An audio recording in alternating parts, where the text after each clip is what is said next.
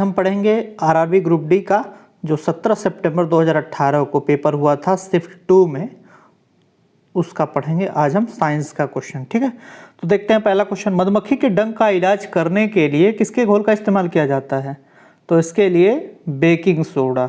ठीक है, इसको खाने का सोडा भी बोलते हैं। इसका फार्मूला होता है NaCO3, ठीक है, सोडियम बाई कार्बोनेट। ठीक है, बाकी ऑप्शन देख लेते हैं। नींबू के रस में क्या होता है? नींबू के रस में साइट्रिक एसिड होता है। ये भी पूछ सकता है अगले बार, साइट्रिक एसिड होता है।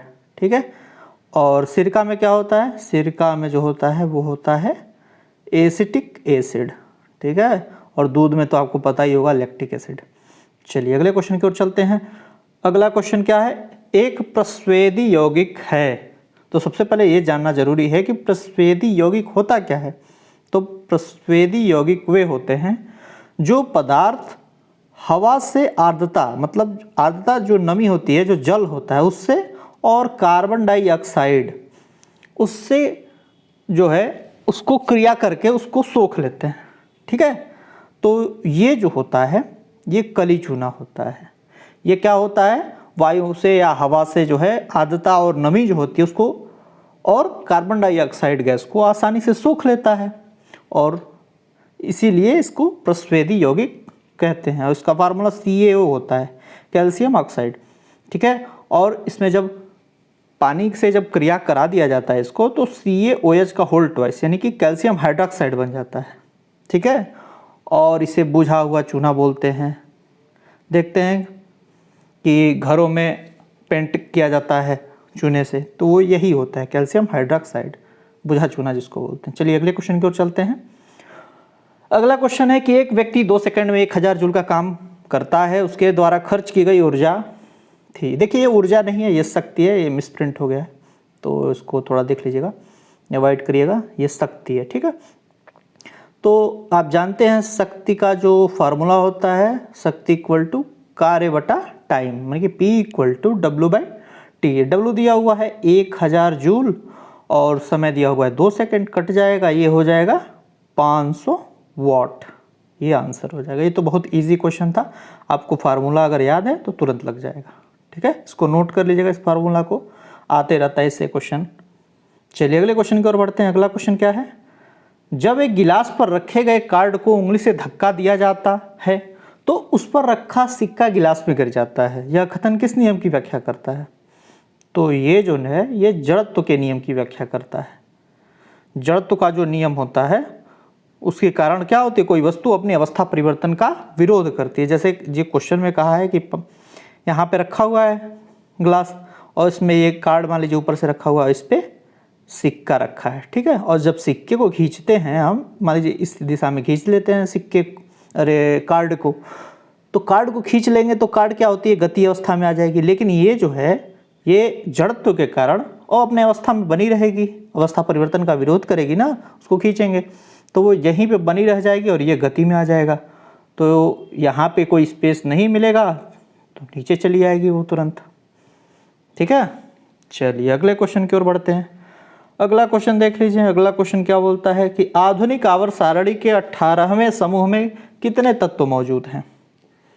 तो आधुनिक आवर्त सारणी के 18वें समूह में, ये देखिए क्वेश्चन आ चुका है, प्रीवियस में पढ़े हम लोग, शिफ्ट फर्स्ट में पढ़े हैं। ठीक है, तो ये 6 तत्व होते हैं। 6 तत्वों के नाम देख लीजिए, helium, neon, argon, krypton, xenon और रेडॉन।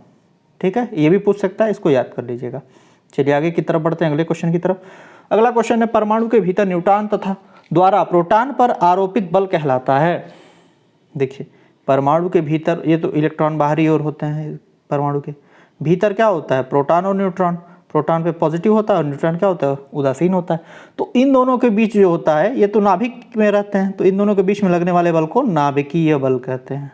ये इजिली है, नाभिक में रहने वाले अंदर जो है इनको, इनके एक दूसरे पे जो बल आरोपित करते हैं वो क्या होता है? नाभिकीय बल होता है। अगले क्वेश्चन की ओर बढ़ते हैं। अगला क्वेश्चन क्या है?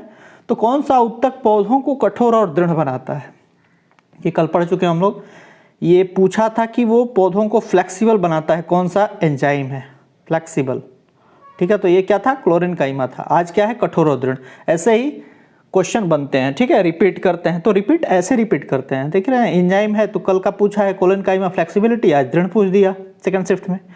तो इसका होता है स्क्लेरेनकाइमा, ठीक है। स्क्लेरेनकाइमा कैसे है देख लेते हैं इसका उदाहरण। जैसे नारियल है ना, नारियल का बाहरी उत्तक जो होता है वो स्क्लेरेनकाइमा से बना होता है, जो बहुत कठोर और दृढ़ होता है। चलिए अगले क्वेश्चन की ओर बढ़ते हैं। अगला क्वेश्चन क्या है? अगला क्वेश्चन है, निम्नलिखित में से मत्स्य वर्ग की विशेषता क्या नहीं है? पहला ऑप्शन जो है, इसमें ऑप्शन देख लीजिए, गलफड़ों के द्वारा सांस लेते, ये तो बिल्कुल सही बात है। हड्डी होता है, वो मछली जो खाते हैं उनको पता ही होगा कि उनमें हड्डी होती ही है। शल्क का बहिकंकाल, देखिए सांप में और मछली में वो बाहर से सल्क होता है, उनको जो आंतरिक जो अंग है, नाजुक अंग है, उनकी सुरक्षा करता है, ठीक है। और चौथा ऑप्शन जो है स्यूडो कॉलम की उपस्थिति, ये बिल्कुल नहीं होता है, ठीक है। तो ये उपस्थिति दिया है तो ये गलत हो जाएगा। देखिए ये कॉलम क्या होता है? कॉलम एक फ्लूइड फिल्ड कैविटी होती है, ठीक है। 3 प्रकार की होती है, ये इतना डिटेल जाने की जरूरत नहीं है, आपको पीएचडी करना नहीं है, इसमें सिलेक्शन लेना है, ठीक है। ये आगे की क्लासों में होगा, तो बस इतना जान लीजिए कि सूडो कॉलम की उपस्थिति नहीं होती है। अगले क्वेश्चन की ओर देखते हैं। अगला क्वेश्चन क्या है कि मनुष्यों में पाए जाने वाले प्लेसेंटा उत्तक द्वारा निम्न में से कौन सा काम किया जाता है? तो प्लेसेंटा जो होता है वो भ्रूण से अपशिष्टों को बाहर निकालता है और भ्रूण को पोषण प्रदान करता है। देखिए जब बच्चा माँ के पेट में रहता है तो जो अपशिष्ट कुछ निकालता है तो वो पेट में ही तो रहेगा, तो उसको वही निकालता है, प्लेसेंटा उत्तक के द्वारा ही बाहर निकाला जाता है, और भ्रूण को पोषण भी उसी से मिलता है, ठीक है। चलिए अगले क्वेश्चन की ओर देखते हैं। अगले क्वेश्चन क्या है? रक्त में शर्करा के स्तर में वृद्धि का पता किसकी कोशिकाओं द्वारा चलता है? देखिए रक्त में शुगर लेवल को जांचने का काम जो है वो अग्नाशय का है। रक्त में शर्करा जो है उसको वृद्धि और उसको कंट्रोल करने का कारण अग्नाशय बनता है। तो अग्नाशय ये क्या करता है? हमारे ब्लड में शुगर को कंट्रोल करता है। देखिए 2 होती हैं, 2 कोशिकाएं, एक अल्फा कोशिका होती है, अल्फा सेल, और एक बीटा सेल होती है, ठीक है। अल्फा सेल क्या करती है? अल्फा सेल में क्या होता है? अल्फा सेल में जो होता है वो ग्लूकागॉन का स्राव करती है। अल्फा सेल क्या करती है? ग्लूकागॉन, ठीक है, नाम से ही पता चल रहा है ग्लूकोज जिसमें होगा, तो ये शुगर का लेवल को बढ़ाता है, ठीक है। और बीटा जो होती है, बीटा सेल क्या करती है? ये इंसुलिन का स्राव होता है इसमें, ठीक है। इंसुलिन ये क्या करता है? ये शुगर लेवल को लो करता है। यानी कि किसी की बॉडी में अगर इंसुलिन की कमी हो जाए तो क्या होता है? उसको शुगर हो जाता है। तो देखे होंगे इंसुलिन की लोग गोली खाते हैं, इंसुलिन का इंजेक्शन लेते हैं, तो इस कारण होता है, ठीक है। चलिए अगले क्वेश्चन की ओर बढ़ते हैं। अगला क्वेश्चन है कि जर्मेनियम, आर्सेनिक, सेलेनियम और ब्रोमीन के परमाणुओं में कक्षाएं होती हैं। देखिए इन सब में जो है जो शेल होती हैं, जो कक्षाएं होती हैं वो 4 होती हैं। देखिए K होता है, L होता है, M होता है और N होता है। सबसे इजी जो है ब्रोमीन को उठा लेते हैं। देखिए ब्रोमीन का क्या होता है? 35 होता है ना परमाणु क्रमांक, तो इसको कैसे बांटेंगे? 2, 8, 18 और 7। ये हुआ आपका K कक्षा, ये हुआ आपका L, ये हुआ आपका M, ये हुआ आपका N, यानी कि 1, 2, 3, 4। तो ऐसे ही इन सब में है, ठीक है। तो ये इजीली हम जान लिए हैं एक से कि इनमें देखते हैं। देखिए धातुओं की विद्युत प्रतिरोधकता का सही क्रम चुनिए। तो इसमें सबसे पहले क्या आएगा? पारा आ जाएगा, फिर उसके बाद निकिल आएगा, फिर उसके बाद टंगस्टन आएगा, फिर उसके बाद सिल्वर Ag। ये तीसरा ऑप्शन सही हो जाएगा, ठीक है। धातुओं की विद्युत प्रतिरोधकता होती है, इसका ये क्रम होता है, इसको याद कर लीजिएगा। चलिए अगले क्वेश्चन पे चलते हैं। अगला क्वेश्चन क्या बोलता है कि चंद्रमा पर किसी वस्तु का भार पृथ्वी पर उस वस्तु के भार का होता है। तो ये सबको जानता है, बहुत इजी क्वेश्चन है। 1/6। ऐसा क्यों होता है? चंद्रमा पे गुरुत्वाकर्षण बल क्या होता है? पृथ्वी से कम होता है, क्योंकि चंद्रमा जो है भार में पृथ्वी से कम है, इसीलिए वहाँ पे जो है गुरुत्वाकर्षण बल जो है वो भी कम होता है उसकी तुलना में, ठीक है, पृथ्वी की। अगले क्वेश्चन पे चलते हैं। अगला क्वेश्चन क्या है? एक व्यक्ति 20 kg के सामान को जमीन से 2 मीटर ऊपर उठाकर अपने सिर पर रखता है, उसके द्वारा किया गया कार्य होगा। देखिए यहाँ पे work equal to force into displacement लगाने चल जाएंगे तो यहाँ पे लगेगा ही नहीं क्वेश्चन, ठीक है। तो यहाँ पे जो कार्य होता है वो ऊर्जा के रूप में संचित होता है, हम पहले वाले वीडियो में भी बता चुके हैं। या तो स्थितिज या तो गतिज ऊर्जा के रूप में, ठीक है। तो यहाँ पे स्थितिज ऊर्जा के रूप में संचित हुआ है क्योंकि 2 मीटर ऊपर उठाकर रखा है, तो स्थितिज ऊर्जा होगी। तो स्थितिज ऊर्जा निकालने के लिए mgh करना पड़ता है, फार्मूला है ये। तो मास दिया हुआ है 20 और g की वैल्यू 10 मान लेते हैं, 9.8 होता है, लेकिन कोई ऑप्शन यहाँ पे पॉइंट में नहीं दिख रहा है तो हम 10 ले लेंगे, ठीक है। और यहाँ पे ऊंचाई जो है वो 2 मीटर दी हुई है, तो ये 400 जूल हो जाएगा, ठीक है। 400 जूल, डी ऑप्शन सही हो जाएगा इसका, डी ऑप्शन।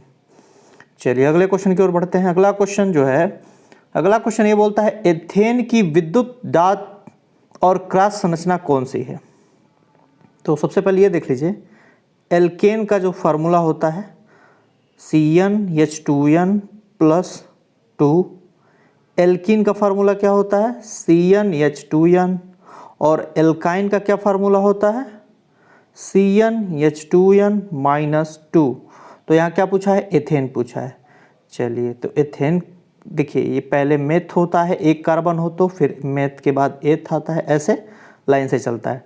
तो यहाँ पे एथेन पूछा है, एथेन का फार्मूला इस हिसाब से क्या हो जाएगा C2H6 हो जाएगा। एथेन का फार्मूला CnH2n+2 पढ़ा है ना, तो n की वैल्यू जो है यहाँ पे 2 रखेंगे तो H6 आ जाएगा और ये C2 हो जाएगा, C2H6।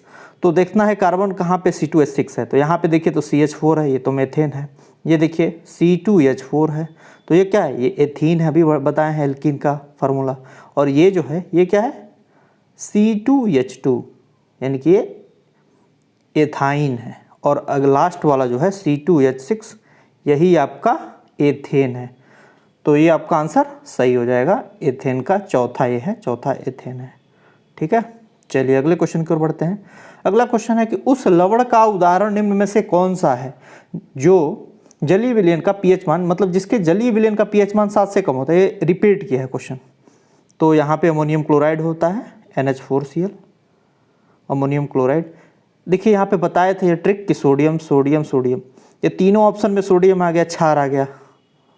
ये भी देखिए अगर सोडियम नहीं भी पता है कि क्षार है कि लवण है या क्या है, तो आप ये तो देखिए 3 ऑप्शन अगर सेम सोडियम आ गया तो ये तो कोई एक ही ऑप्शन होगा ना, तो जो अलग होगा वही तो होगा।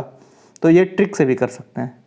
चलिए अगले क्वेश्चन की ओर बढ़ते हैं। अगला क्वेश्चन क्या है, लेंस बनाने के लिए निम्नलिखित में से किसका उपयोग नहीं होता है। तो लेंस बनाने के लिए किसका उपयोग नहीं होता है, तो मिट्टी का उपयोग नहीं होता है, बाकी सारी चीज़ों का उपयोग होता है। चलिए अगले क्वेश्चन की ओर बढ़ते हैं। अगला क्वेश्चन क्या है, धातुओं के किस गुण के कारण उनके पत्थर जो फाइल होती है बनाने में आसानी होती है। तो ये धातुओं के अघात वर्धनीयता के कारण होती है।